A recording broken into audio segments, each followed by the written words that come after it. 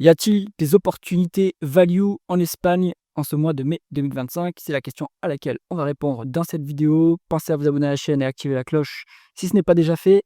On commence avec les paramètres de notre screener. Donc, on se met sur les entreprises espagnoles qui se négocient à la bourse de Madrid. On prend tout un panel d'industries. J'enlève celles que je trouve trop dangereuses, enfin qui ne m'intéressent pas. On a assurance, banque, immobilier, là, il y a les rates. Constructeur auto, je laisse les équipementiers auto, mais je pourrais aussi l'exclure. J'enlève tout ce qui est finance, crédit à la consommation, et cetera. Bon, il nous reste quand même beaucoup d'industries, 57, ça ouvre un gros champ de possibilités. On va se mettre sur 500 millions d'euros de market cap. Comme ça nous donne des dossiers qui sont assez liquides et sur lesquels la communication est satisfaisante. Mon multiple de va dire valorisation peu chère, je mets 7 fois maximum la valeur d'entreprise sur l'EBITDA. Un endettement net à maximum 3 fois l'EBITDA pour limiter les dossiers trop fragiles. On veut un minimum de croissance en rythme annualisé sur 5 ans parce qu'il faut mieux toujours investir dans les sociétés qui sont en croissance pour éviter la compression des marges. On se met un critère de qualité avec la rentabilité, le rendement des capitaux investis qui est à minimum 7%. C'est pas un niveau qui est énorme, mais qui est satisfaisant à minimum pour autofinancer la croissance. On y va avec le résultat de ce screener. Comme d'habitude, je vais enlever les colonnes qui ne sont pas intéressantes et on va remettre les payout ratio ici. Hop, voilà.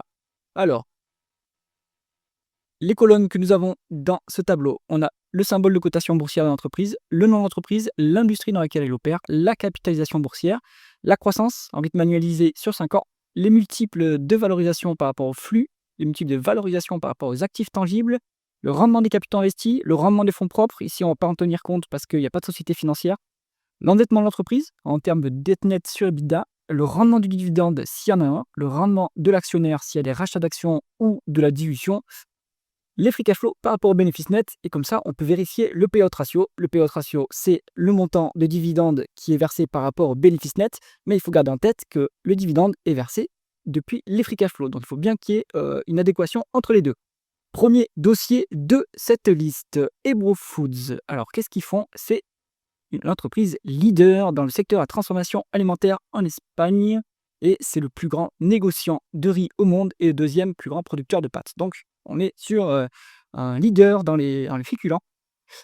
Hop, on est sur 2,9 milliards de dollars de market cap, donc c'est quand même une grosse mid cap, hein, presque une large cap.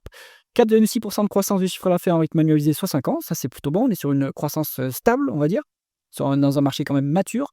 Les multiples, ils sont pas si chers que ça, c'est relativement peu cher. 7,3 fois la valeur d'entreprise sur EBITDA.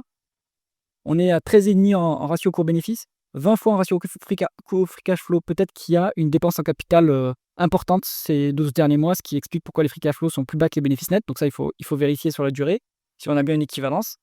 Le rendement des capitaux investis, 8,6%, c'est correct, hein, je pense, c'est convenable. On est en mesure d'autofinancer la croissance, hein. On voit que la croissance elle est à 4 à 5%. On est supérieur en termes de rentabilité, donc on peut autofinancer cette croissance. Ce qui explique aussi pourquoi la dette est pas trop élevée, hein. On a 0,6 fois l'EBITDA en dette nette. Un rendement du dividende intéressant à 3,9%, 4,4% de rendement de l'actionnaire, donc il y a des rachats d'actions en plus.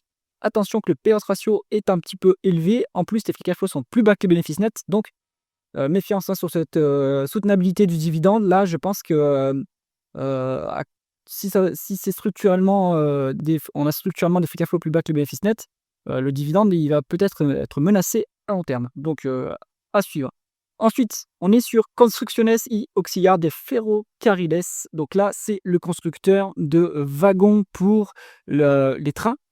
CAF, il travaille avec le métro de Madrid, par exemple, et tout ce qui est Renfe, etc. Alors, on est sur 1,7 milliard de dollars de market cap, donc c'est quand même une mid-cap, une grosse mid-cap, 10% de croissance du chiffre d'affaires en rythme annualisé sur 5 ans. À voir si c'est que de la croissance organique, hein, je pense qu'il y a de la croissance externe là-dedans. Le multiple de valeur d'entreprise sur EBITDA, il est à 6,9, donc ça c'est relativement value. Les autres multiples, par contre, ils ne sont pas value, hein. 16 en ratio court-bénéfice, 16,7 en ratio coût-free cash flow. Donc il doit y avoir des éléments qui expliquent ce différentiel entre l'EBITDA et les bénéfices et les free cash flow. Il faut aller voir un tableau de flux de trésorerie, des comptes de résultats et tableau de flux de trésorerie. Bon, moi je pense que ça reste value quand même comme dossier. On a 11,8 en rendement des capitaux investis, c'est quand même pas mal, hein, pour une société qui est intensive en capital en plus. Bonne rentabilité quand même à signaler ici. On a, quasiment pas de enfin on a une fois les l'EBITDA en dette nette, donc c'est soutenable à ce niveau. 3 de rendement du dividende, intéressant, mais il y a la dilution sur le dossier. On a 2,3 de rendement de l'actionnaire, donc dommage, hein, il dilue un peu, ça mériterait de vu que le payout ratio est à 37 c'est pareil en termes de free cash flow, en termes de ratio, bon, on pourrait au moins racheter des actions pour les annuler et compenser la dilution, chose qui n'est pas faite ici. En dehors de cet élément, je pense que c'est un dossier qui reste intéressant à ce niveau. Ensuite, Gestamp Automotion. Alors eux, ils font, c'est un équipementier, ils travaillent pour Seat, ancien sous-traitant de Seat. Alors, on est sur 1,7 milliard de market cap, donc c'est aussi une grosse mid cap, 5,8 de croissance du chiffre d'affaires en rythme annualisé sur 5 ans. Attention que les équipementiers auto, c'est très cyclique, hein. Vous regardez la tête de Forvia ou de Valeo ou de Plastic Omnium, hein. Maintenant ça a changé, c'est Hop Mobility, mais les multiples sont très, très bas, hein, et en fait, c'est très cyclique comme industrie. C'est pourquoi on a, voilà, des multiples qui sont pas chers, hein. 4 fois la VE sur EBITDA, c'est pas cher. 8,6 en ratio coût-bénéfice et 7,2 en ratio coût free cash flow, ouais, c'est pas cher du tout, hein. On a une décote sur actifs tangibles en plus, donc vous avez une marge de sécurité supplémentaire sur les actifs tangibles que sont, les stocks, les usines et cetera. Donc bon, c'est pas un secteur sur lequel j'irai, qui m'intéresse, que je trouve trop cyclique, mais toujours est-il que quantitativement, c'est complètement value, hein. On est à 7,2 en rendement des capitaux investis, ce qui est correct pour une société qui est capital intensif. 2,2 fois les l'EBITDA en dette nette, ça fragilise le dossier. Donc dommage.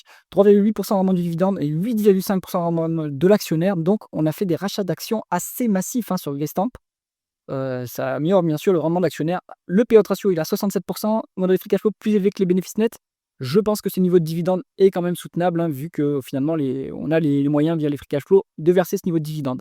Voilà, je vous ai dit ce que je pensais du secteur. Maintenant, je pense que d'un point de vue value, ça se regarde. Prosegur Cash, on est sur une entreprise qui gère en fait le transport de fonds et qui font de la sécurité.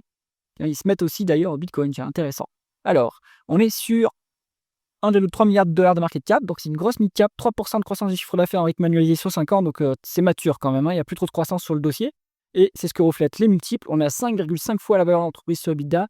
Alors, le ratio co-bénéfice, il a 14. Je pense qu'il y a de l'exceptionnel qui explique pourquoi les bénéfices sont structurellement bas, hein, parce que les free cash flow, en termes de free cash flow, on a 6 fois le ratio co-free cash flow, ce qui n'est pas élevé du tout, hein. C'est quand même value comme dossier.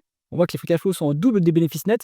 Donc ça veut dire qu'on est dans la phase de maturité, voire déclin de l'activité, hein. Donc quand on est dans cette phase-là, on dégage du flux, on dégage des free cash flow qu'on peut rendre aux actionnaires.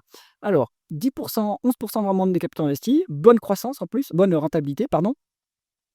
Attention qu'il y a de la dette, hein. 3 fois les l'EBITDA en dette nette. Là, il faut expliquer pourquoi ça a monté comme ça. Est-ce qu'ils ont fait une acquisition?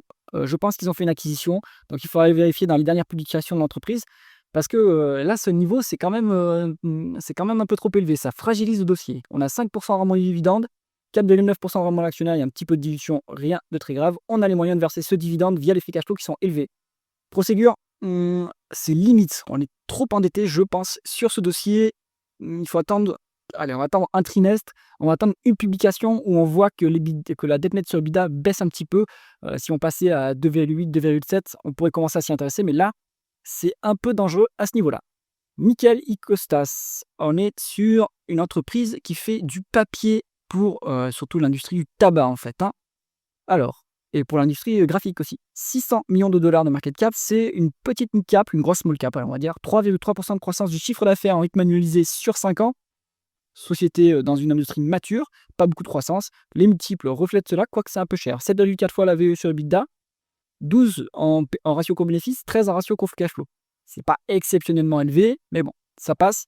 On est sur vraiment un capital investi à 10,3, donc bonne rentabilité, cash net sur le dossier, donc ça c'est bien, ça solidifie le bilan. 3,3% de rendement du dividende, intéressant. 4% de rendement d'actionnaire, donc il y a un peu de rachat d'actions. Payout ratio à 40%, free cash flow légèrement plus bas que les bénéfices nets. Bon, on doit être à 45-50%. Ça reste soutenable à ce niveau.